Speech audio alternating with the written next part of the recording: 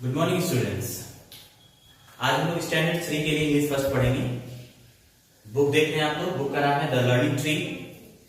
और सबसे पहले लेसन 1 है इट्स रेनिंग। इट्स रेनिंग का मतलब बारिश हो रही।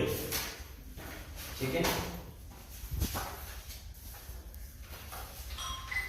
अगर आप लोगों के पास तो बुक सामने खोल कर बैठेगी, और नहीं है तो मेरी बातों को ध्यान से सुनिए। Listen carefully.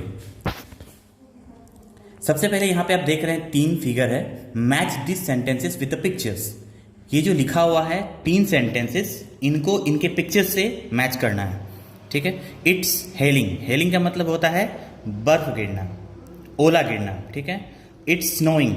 स्नोइंग का मतलब भी होता है बर्फ गिरना। इट्स रेनिंग मतलब बारिश हो रहा है। ठीक है, तो तीनों को 3 से आप मैच करना। आगे बढ़ते हैं। Let's start. Drip drop drip drop. पानी की बूंदें जब गिरती हैं तो इस तरह की आवाजें होती हैं, drip drop drip drop. Drip drop falls the rain. पानी की बूंदें गिरती हैं। It wets the land. और जब बारिश होती है तो जमीन भीग जाता है। इट्स मेक्स पडल ऑन द ग्राउंड। और जब बारिश होती है तो बारिश की जो बूंदें होती हैं वो जमीन पर क्या बनाती हैं, कीचड़ कर देती हैं, छोटा मोटा तालाब बना देती है।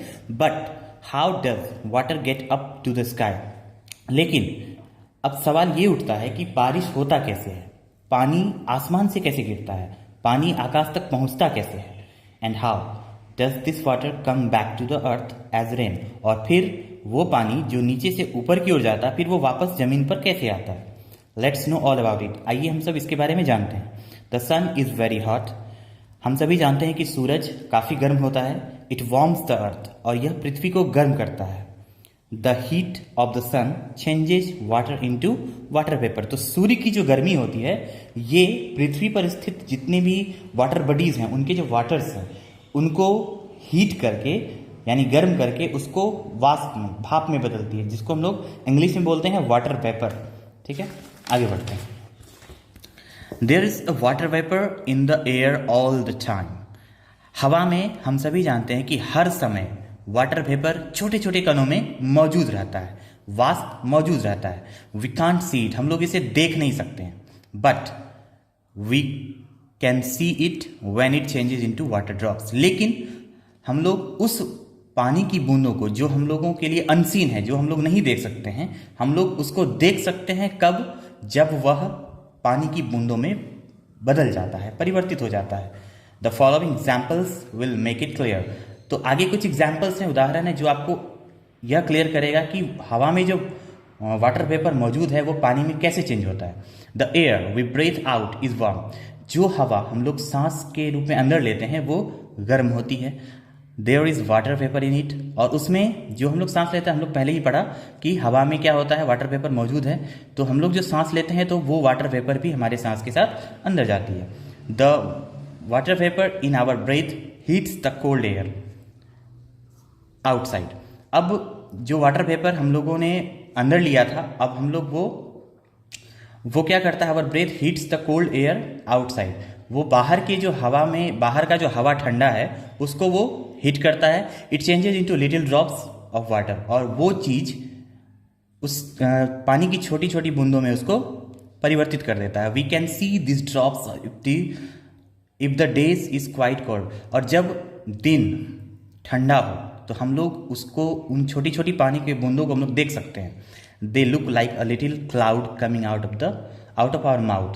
और जब ठंडा का मौसम होता है आप लोग देखते हैं कि जब हम लोग मुंह से कुछ ब्रेथ आउट करते हैं तो वो एक क्लाउड टाइप का दिखता है। तो वही है बाहर के इन्वायरमेंट के अनुसार, जब बाहर हवा ठंडा हो तो ये हमें क्लाउड के फॉर्म में दिखता है। नेक्स्ट है example 2। When we heat water in a kettle. जब हम एक केतली में पानी को गर्म करते हैं the water changes into steam. तो आप देख रहे हो फिगर में, पानी जब गर्म होता है तो ये चेंज होता है वाटर वेपर में, यानी कि वाष्प में।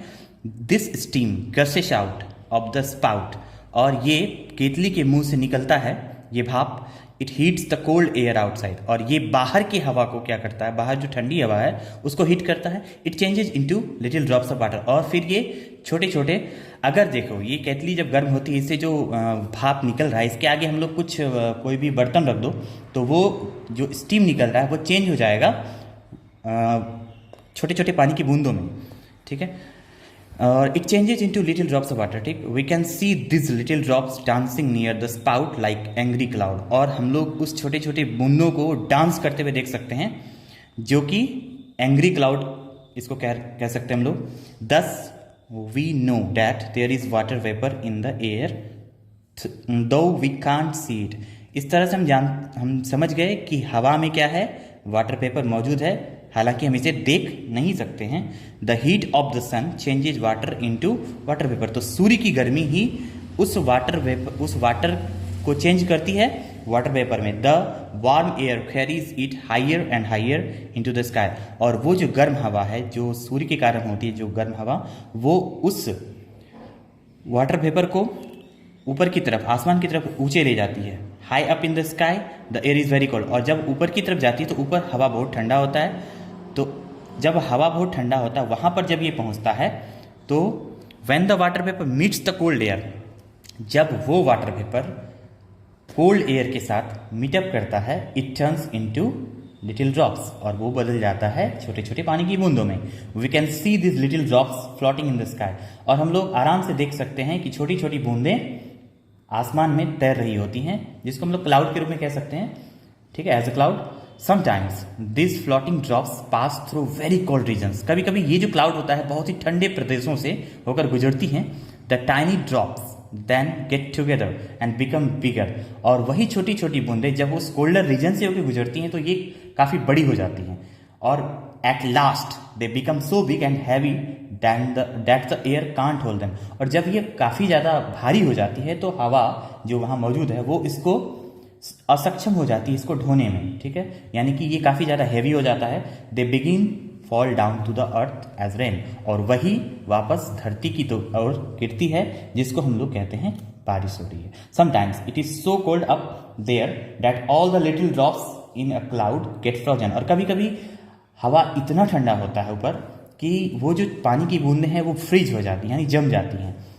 Then they fall to the earth as hail और स्नो, और फिर वही होता है जब वो काफ़ी ज़्यादा ठंडी हो जाती है तो वो जम जाती हैं, पानी की बूंदें बन जाती हैं बर्फ, और वो बर्फबारी के रूप में जमीन पे गिरती हैं।